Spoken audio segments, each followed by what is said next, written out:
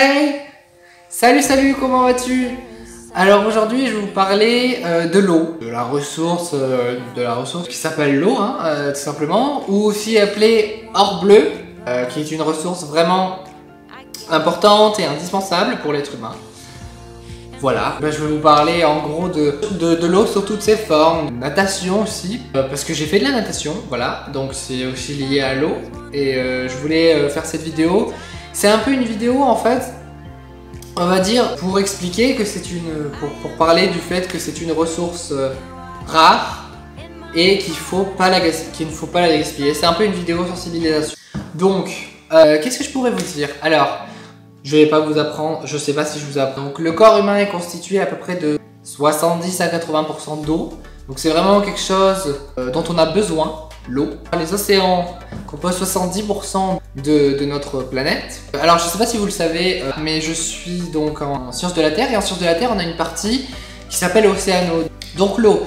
L'eau, qu'est-ce que c'est? L'eau, c'est tout simplement un liquide qu'on retrouve à peu près à hauteur de 70% sur la planète et qui est très peu présent en fait en eau douce naturelle, puisque dans ces 70%, il y a à peu près, de ces 70% d'eau sur Terre, il y a 70% de cette même eau qui est uniquement salée.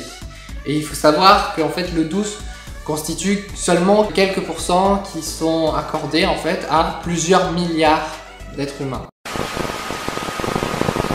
Pour votre santé, normalement vous devez boire 1,5 litre à 2 litres par jour, qui dépend bien évidemment de la taille, du poids, de l'âge, de la chaleur qu'il fait. Mais cette eau est également trop souvent gaspillée, notamment lorsqu'on prend des bains, lorsqu'on laisse couler l'eau, lorsqu'on arrose inutilement un jardin alors qu'il pleut dehors par exemple. Souvent les pays occidentaux, donc c'est-à-dire ou même les pays développés quoi, gaspillent trop souvent cette eau, qui est vraiment très rare en fait, et la plupart des pays d'Afrique en manquent justement du fait de fortes chaleurs, de sécheresse, etc. et n'ont pas assez d'eau pour se nourrir.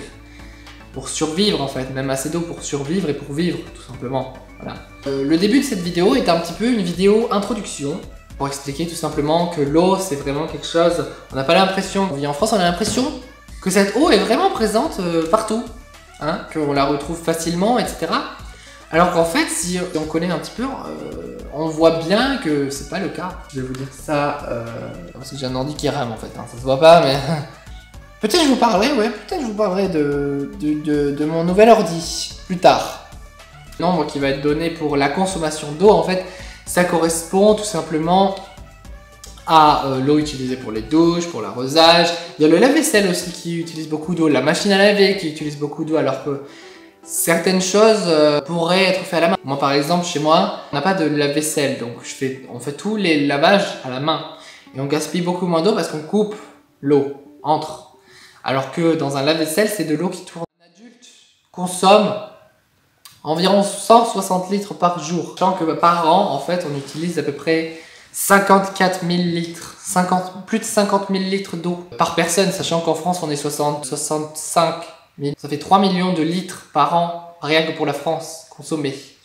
Ce qui est énorme en fait. Maintenant, dans la suite de cette vidéo, je vais parler de mon expérience à l'eau, puisqu'il faut savoir que l'eau, c'est également quelque chose, par exemple les océans, les plages, les mers et tout ça, c'est de l'eau aussi. On peut se baigner, on peut profiter de l'eau. Là où je suis né, on se situe à peu près, allez, grosso modo, à 20 minutes de la plage, donc on est vraiment pas loin.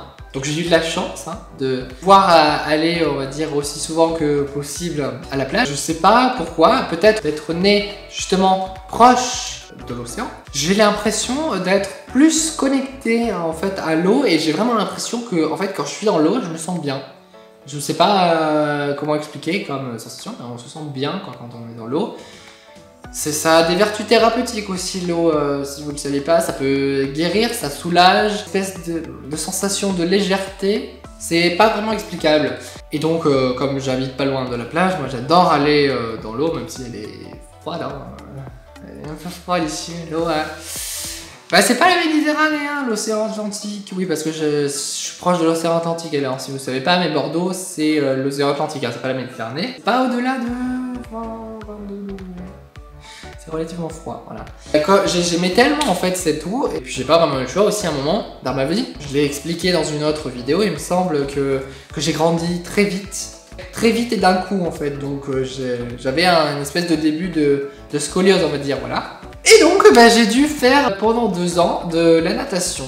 Donc c'est quelque chose qui m'emballait pas trop à la base, et au final j'ai trouvé ça vraiment... Enfin c'était génial quoi.